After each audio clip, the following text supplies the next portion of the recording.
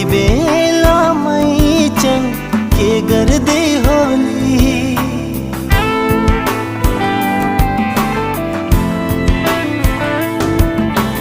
मनै बराल्ने न्याहुलको बोली यति बेलामै चन के गर्दै होली।